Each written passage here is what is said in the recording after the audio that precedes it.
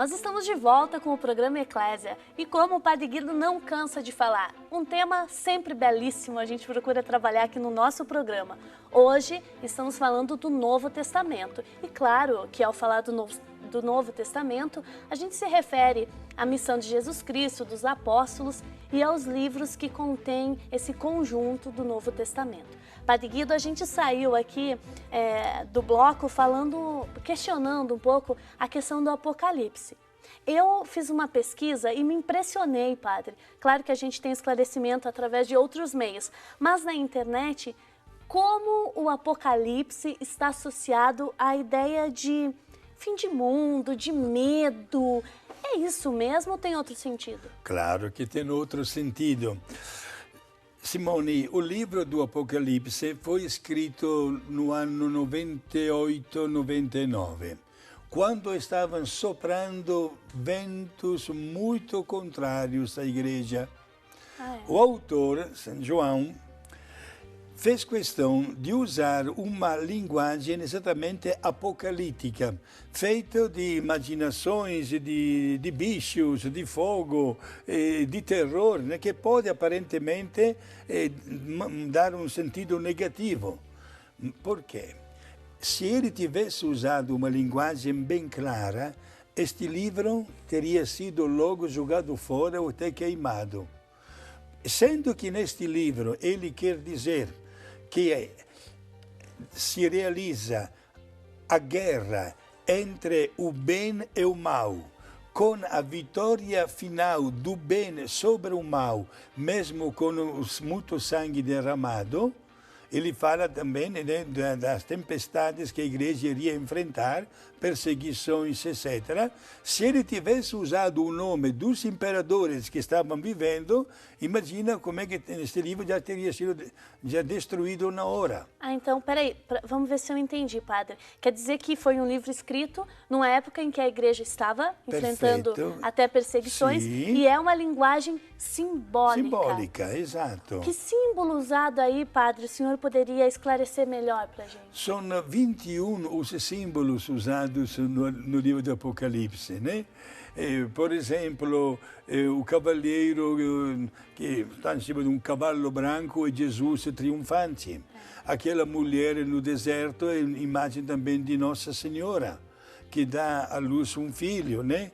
E este filho que é arrebatado para o céu e que é o demônio que se descarrega na humanidade porque não pode fazer nada contra Deus.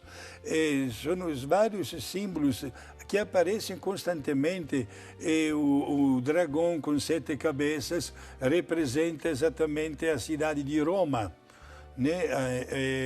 Onde uma das cabeças estava quase morta, voltou a reviver para dizer que o imperador tinha dentro de si a maldade de outro imperador que já tinha morrido, etc.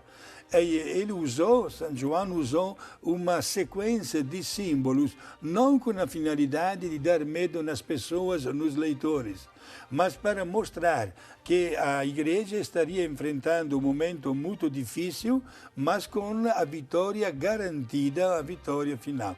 Muito belo o último capítulo, o capítulo 21, que é sinceramente uma verdadeira apoteose do bem que triunfa sobre o mal. Isso. Padre, o senhor certamente já deve ter ouvido, assim como eu e vocês aí em casa, no ano tal vai acabar o mundo, no dia 12 de não sei quando o mundo vai acabar, filmes produzidos, uma série de coisas. A Bíblia ensinou alguma coisa a respeito desse assunto, padre? Ou ela tem uma linguagem que linguagem a Bíblia, ou melhor, que linguagem a igreja também usa sobre isso? Quem deveria dar a resposta é o mesmo Jesus, que diz que quanto ao dia e à hora que vai acontecer, só Deus sabe. Não cabe à pessoa humana investigar isso. Cabe à pessoa humana santificar o momento presente. Mas, padre, a Bíblia chega a dizer que vai acontecer? Não, senhora. Não? Não vai absolutamente dizer, nenhuma data é colocada nesse assunto. A Bíblia estimula a estar sempre bem preparados, porque o que não acontece em tanto tempo acontece de repente porque tem um tsunami, um tremor de terra e companhia. Então, quer dizer, é isso que eu tentei dizer para o senhor. Quer dizer que ela não ameaça, não fala, mas ela, nesse preparar-se, o que significa isso? Estar sempre com a graça de Deus.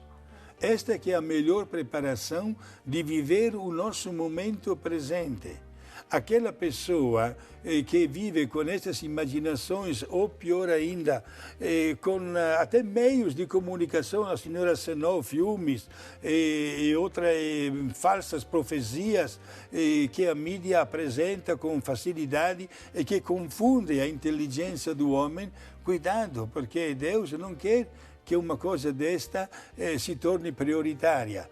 Que o fim do mundo para mim vai acontecer na hora da minha morte, eu estou ciente. Não preciso esperar que chegue uma terceira guerra mundial. Quando Deus quer que aconteça o término da minha vida, eu tenho que estar bem preparado a devolver a minha vida nas mãos dele. Eu sempre escutei algumas pessoas mais velhas e sábias também dizendo que os nossos atos, por exemplo, para com a natureza, as nossas atitudes para com as outras pessoas, a nossa até ganância no uso dos recursos, o que a gente faz que acaba prejudicando, isso é um fator que pode sim levar a um fim do mundo. O senhor concorda com isso? Tudo bem. Inclusive, vou acrescentar mais, não sei se teremos a possibilidade proximamente de falar dos vícios capitais.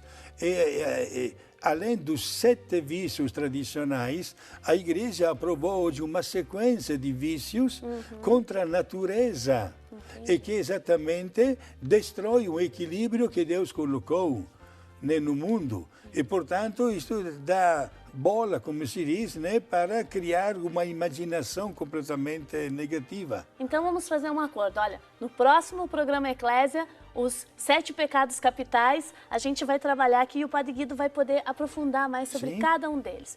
Padre, muito bem. Para nós cristãos, então, de que maneira eu posso olhar para o Apocalipse e posso tirar uma lição para a minha vida? Como é que a gente pode fazer isso? Certo. A palavra Apocalipse significa, em português, revelação. Não é história do fim do mundo, como alguém pode dizer, mas revelação de Deus, da glória de Deus, que se manifesta através de uma sequência de fatos marcados pelos problemas de todos os dias, sobretudo, como disse no outro bloco, digamos assim, numa guerra constante entre o bem e o mal. O cristão deve ler este livro com muita calma, em primeiro lugar, não abrindo por acaso, e seria interessante se tivesse na sua Bíblia uma introdução ao livro do Apocalipse, para poder primeiro entrar no estilo de São João, o autor, e depois enfrentar a leitura com muita serenidade. Muito bem. Este é o primeiro aconselhamento, seria exatamente este aqui. Você que está em casa, gostou desse assunto? Está gostando também das explicações e orientação do Padre Guido? Primeiro, o Padre Guido e eu gostaríamos de agradecer, não é, Padre? Os diversos e-mails que chegam até nós. Primeiro, valorizando o programa, o conteúdo que a gente vem trabalhando. Depois, fazendo questões também. Padre Guido e eu e a nossa equipe vamos com certeza responder o que chegou até nós, ou fazendo um programa específico sobre as perguntas, ou enviando um e-mail para vocês. Por isso, escreva para nós, dê a sua sugestão, fale sobre esse tema, o que chamou a sua atenção, ou até você pode sugerir o que a gente pode conversar aqui no programa. Olha, já nessa conversa surgiu os 7 pecados capitais, que vai ser um próximo. Quem sabe a gente vai sugerindo outros assuntos que vão nos ajudar. Padre Guido, uma última pergunta nesse bloco. Sim. Na conferência de Aparecida, o Bento XVI ele fez um convite à Igreja Latino-Americana. Ele diz o seguinte, vou ler aqui o que foi dito. É necessário educar o povo na leitura e na meditação da palavra, que ela se converta em seu alimento, para que, por experiência própria, vejam que as palavras de Jesus são espírito e vida. É preciso fundamentar nosso compromisso missionário e toda a nossa vida na rocha da palavra de Deus. Padre, explica um pouquinho para nós esse convite do Santo Padre. Em primeiro lugar, gostaria de dizer que a vinda do Santo Padre Bento XVI ao Brasil foi exatamente motivada pelo fato que tantas pessoas estão deixando a Igreja Católica para fazer parte de outras igrejas, né, que não foram fundadas por Jesus. Portanto, a grande preocupação. O Papa apela exatamente ao estudo e ao conhecimento da Bíblia. Foi também uma bela oportunidade para nós padres em promover cursos bíblicos.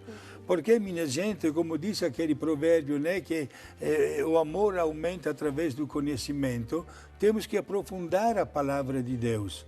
A Bíblia, voltando ao assunto inicial, não falta em nenhuma casa, mas é pouco lida.